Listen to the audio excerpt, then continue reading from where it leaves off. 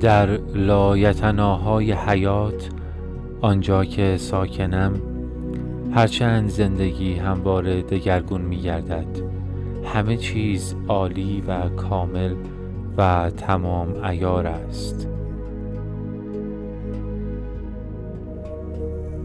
نه آغازی هست و نه پایانی. آنچه هست تنها چرخش و واچرخش جوهر و تجربه هاست.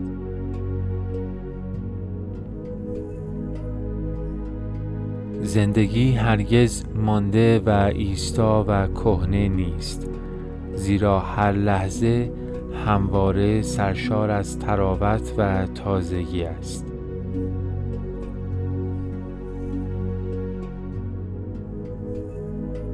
من با قدرتی که مرا آفرید یگانه ام و این قدرت این اقتدار را به من داده است که شرایط خود را بیافرینم.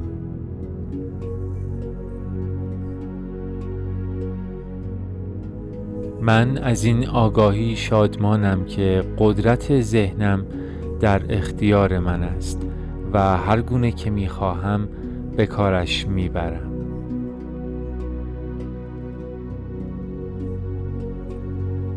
آنگاه که از گذشته دور می‌شوم، هر لحظه زندگی نقطه آغازی است.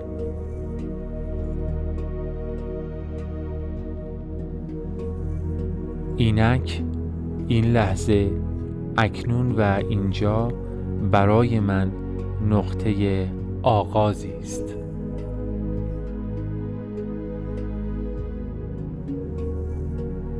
در جهانم همه چیز نیکوست.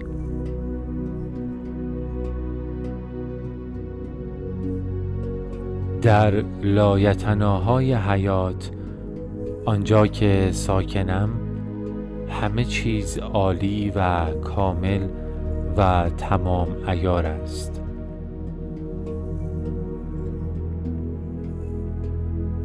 من به قدرتی اعتقاد دارم که بسی از من عظیمتر است و در هر لحظه از روز در من جریان دارد.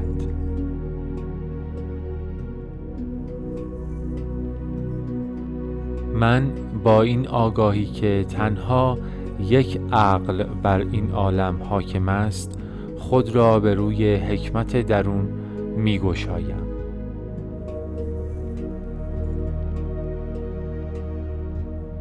همه پاسخها و چاره‌ها و شفاها و آفرینش‌های تازه از این یگانه عقل می آید.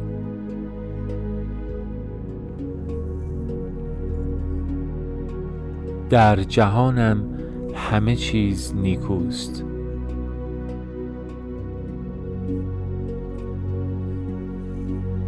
در لایتناهای حیات آنجا که ساکنم، همه چیز عالی و کامل و تمام عیار است.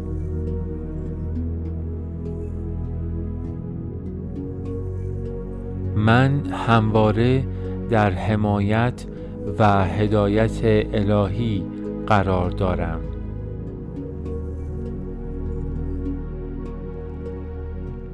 درون نگری برای من خطری در بر ندارد.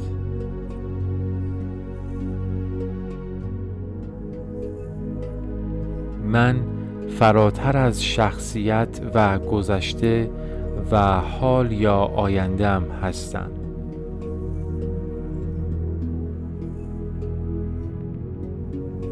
اکنون به انتخاب خود از مشکلات شخصیتی خیش فرا می روم تا اهمیت هستی خود را دریابم.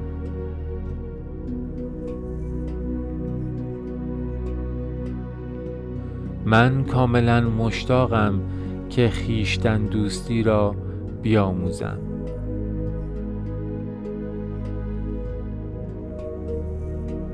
در جهانم همه چیز نیکوست.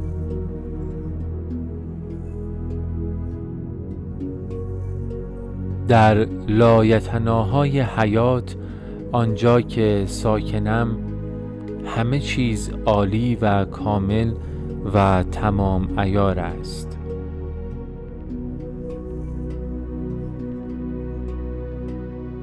گذشته کوچکترین اقتداری بر من ندارد، چون من مشتاقم که بیاموزم و دگرگون شوم.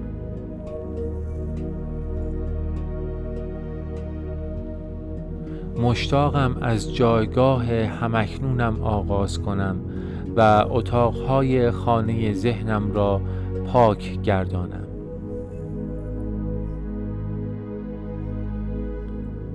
میدانم که مهم نیست از کجا آغاز کنم، پس از کوچکترین و آسانترین اتاقها شروع می کنم و به این ترتیب به سرعت نتایج کارم را می بینم.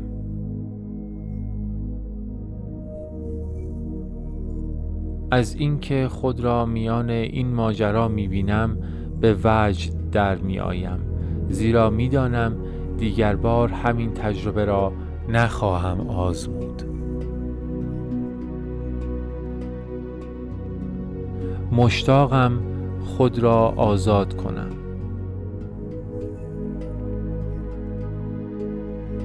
در جهانم همه چیز نیکوست.